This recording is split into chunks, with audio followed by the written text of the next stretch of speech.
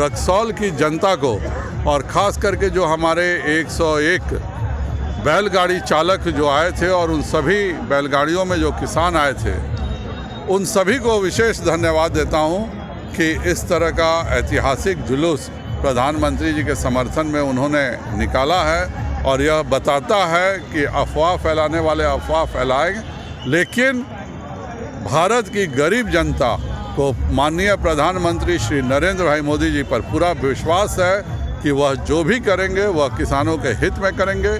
और यह तीनों कानून किसानों को 2022 में अपनी आमदनी दोगुना कराने के लिए सबसे बड़ा कदम है और इसका पूरा भरोसा इस देश के हर गरीब, हर शोषित, हर पीड़ित किसान को है। मैंने कभी भी इतना बड़ा टायर गाड़ी का जुलूस, बैलगाड़ी का जुलूस हाल फिलहाल के 10 वर्षों में तो कभी नहीं देखा है। कानून को समझना कोई बहुत आसान नहीं होता है और इतनी बड़ी संख्या में हमारे जो बैलगाड़ी वाले किसान हैं वह यहाँ उपस्थित हो गए। वह एक ही बात बताता है कि हिंदुस्तान में अगर किसी नेता पर हिंदुस्तान की जनता को भरोसा है तो उस नेता का नाम माननीय प्रधानमंत्री नरेंद्र भाई मोदी जी है।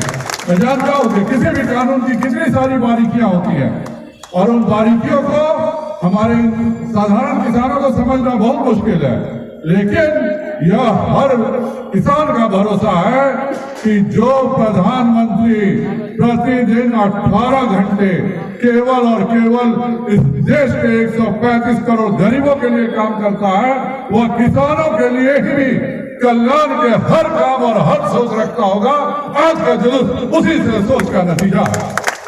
हम लोग सब जानते हैं, आज तक कभी याद कीजिए, यहाँ पे सारे किसान मौजूद हैं, 1 रुपया भी कभी किसी दूसरे सरकार ने किसी किसान को दिया हो तो यह आप सबको याद करने की चीज है।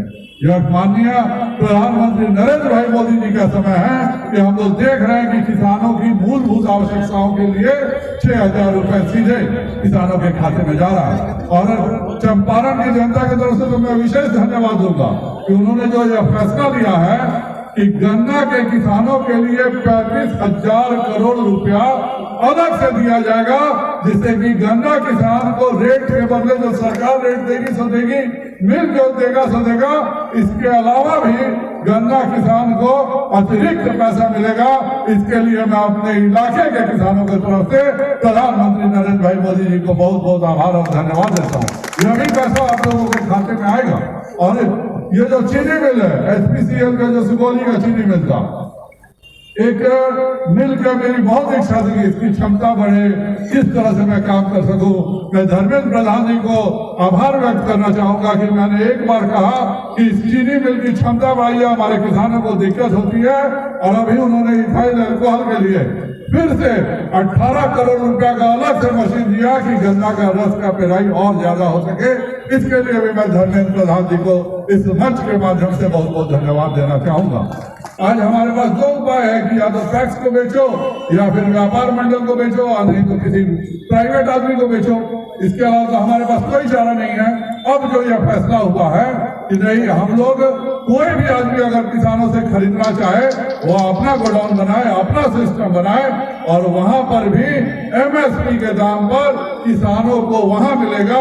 अगर आपका पैक्स से कल झगड़े हो जाता है तो हम कितना जगह देखते हैं कि हमारे यहाँ लोगों को कमाई होती है।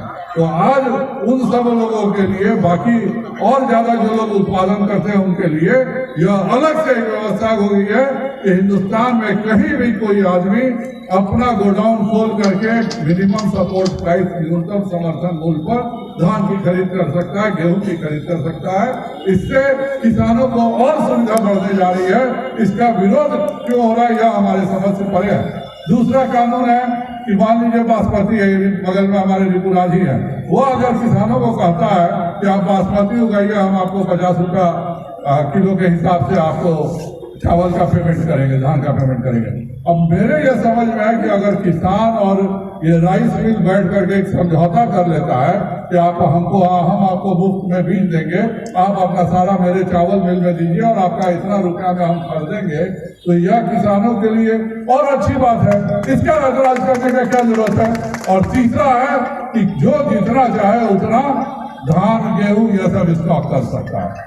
अब पहले नियम था कि टैक्स है 2700 क्विंटल लेगा।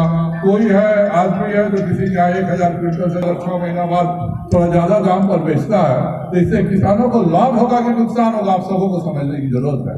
यह एक पूरी साजिश चल रही है। यह साजिश हिंदुस्तान में हम लोग चाहते हैं कि जो सुविधा पंजाब के किसान को है वही सुविधा यहाँ के किसानों को मिले। कि जो इन मंडी के दलाल होगा वो पूरा कंट्रोल करेगा, वही दलाल खरीदेगा गरीब किसान सबसे, और वही दलाल चीनी राइस मिल को बेचता है और उसका सारा दलाली का 2.5% खाता है। यह नुकसान पंजाब में होने जा रहा है। दूसरा नुकसान क्या होने जा रहा है, आप अपना माल बेचते हैं FCI को, और पंजाब में 6,000 करोड़ रुपया टैक्स के रूप में वसूला जाता है।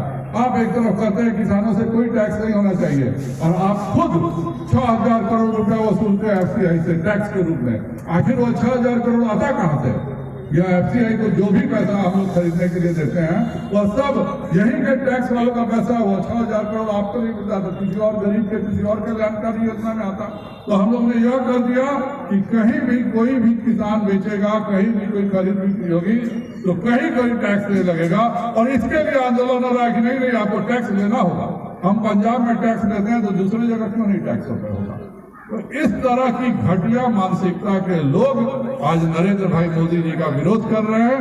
इसको आप सबों को समझने की जरूरत है। जो व्यक्ति एक एक गरीब के घर की चिंता करता है, जो व्यक्ति एक एक गरीब का 100 रुपया बढ़ता था, 5 साल में 550 रुपया MSP बढ़ाया गया। तो यह सब चीजें की जा रही है।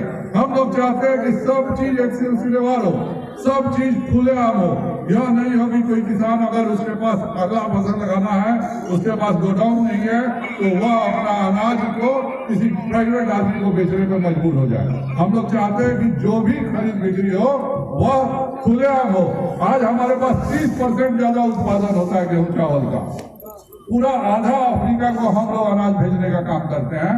नेपाल में भी आज क्या है, चुपचाप धान भेज दीजिए तो ठीक है, चावल भेजिए तो दिक्कत है। हम लोग टैक्स सिस्टम को खत्म करने के लिए सारा काम किए, और अफसोस की बात है कि पंजाब का सरकार बोलता है कि नहीं हम टैक्स वसूलते हैं, तो पूरे हिंदुस्तान में कोनो प्राइवेट आदमी अगर किसान के कर दे तो ओकरे से रुपया टैक्स दीजिए। अब सरकार कहती है कि हम टैक्स नहीं देंगे, किसान और जो जहाँ बेचना चाहे बेचे, लेकिन यह आंदोलन इसलिए भी हो रहा है कि आप टैक्स वसूलिए। पंजाब सरकार टैक्स वसूलती है तो आप कैसे वसूलिएगा? पंजाब सरकार में दलाल लोग 2.5% कमीशन देता है तो आप कैसे दीजिएगा? तो ये सारी चीजों का घटिया मानसिकता से हो रहा है। कहाँ उत्तर प्रदेश में आंदोलन हो रहा है, बिहार में आंदोलन हो रहा है, मध्य प्रदेश कहीं नहीं हो रहा है। जहां पर दलाल किसान के ऊपर है वहीं के लोग यहाँ पे चिंतित है। जहां पर सरकार किसानों से टैक्स वसूलने का काम करती है, किसान को लगता है कि हम तो टैक्स नहीं दिए, तो आप टैक्स नहीं दिए और केंद्र सरकार 6,000 करोड़ रुपया भरी, तो कहाँ से 6,000 करोड़ रुपया आता है? वो तो कहीं से भी भारतीय सरकार का ना टैक्स है, 6,000 करोड़ से कोई और हम लोग गरीब का योजना चलाते हैं।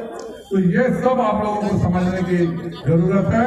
और आज मैं इस किसान सम्मेलन के माध्यम से रक्सौल की जनता को, आप सभी को भी बहुत बहुत धन्यवाद देना चाहूँगा कि आप लोगों ने जो ऐतिहासिक जीत भारतीय जनता पार्टी के को दिलाई है, उसके लिए हम आप सभी का बहुत बहुत आभार व्यक्त करते हैं।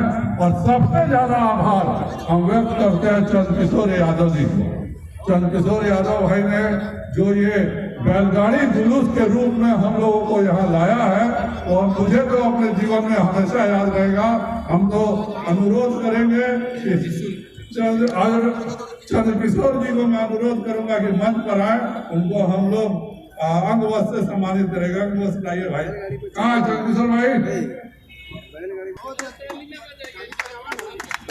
एक बार जो आप सबको इतने देर से शाम को इस खंड में आए हैं, और आप सबको मैं बहुत बहुत आभार और नमन करता हूं और विश्वास दिलाना चाहता हूं कि आपका सांसद थोड़ा सा जरूर दूर हो गया प्रदेश अध्यक्ष के तौर पर, लेकिन जिसको मैंने विधायक बनाया है वह उसके साथ एक एक योजना का मैं मॉनिटरिंग करूंगा। एक अच्छा और परमानेंट चीज बना के देंगे, जिससे कि रक्सौल के विकास में सड़क तो बनेगा ही बनेगा, बाकी तो बनेगा ही। देखिए एक उदाहरण के लिए एक बड़ा ऑडिटोरियम, स्टेडियम, इस तरह की कुछ चीजें हम लोग कर सके, यही प्रमोद जी को आज मैं जिम्मेवारी देके जाता हूँ। बाकी तो रक्सौल के जनता सब अपने सक्षम बा, सबसे बेसी कहीं कमाई होला तो रक्सौले पे होला बाकी कोई काम ना मिले। चलिए आप लोग सबका बहुत बहुत धन्यवाद। मैं जिंदगी भर आप लोग का आभारी रहूंगा। मैं इस मंच पर बैठे माननीय सांसद जी का आभार कैसे प्रकट करूं? मेरे पास शब्द नहीं है। जो जिताने के लिए जो अथक प्रयास किया, मैं जिंदगी भर इनका ऋणी रहूंगा।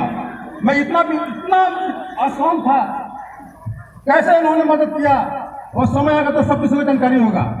साथियों, मैं इस मंच से आप लोग से आग्रह करता हूं, भविष्य में जितने मन से आप लोगों ने हमको जिताया, उतना ही मन से, क्योंकि सबसे बड़ी बात है मेरे पीछे हमारे माननीय सांसद जी बैठे हुए हैं। अभी मैं गया पटना एक काम से, इस रोड के बारे में, इस अस्पताल के बारे में, 50 बेड का अस्पताल है, तो मैं माननीय सांसद जी को बोला, उन्होंने तुरंत फोन किया विभागीय मंत्री को। मैं मंत्री के पास गया, बड़ी खुशी होगी कि 50 बेड का हॉस्पिटल बनने जा रहा था, वह 100 बेड का होने जा रहा है। यह रोड का काम टेंडर प्रक्रिया हो गया, माननीय मंत्री जी बताए, ये टेंडर प्रक्रिया हो गया, लास्ट बचा हुआ है, उसके लिए निवेदन करूंगा कि विशेष आप लोग किसान के बारे में आप लोग बताएं। जय हिंद, जय भारत।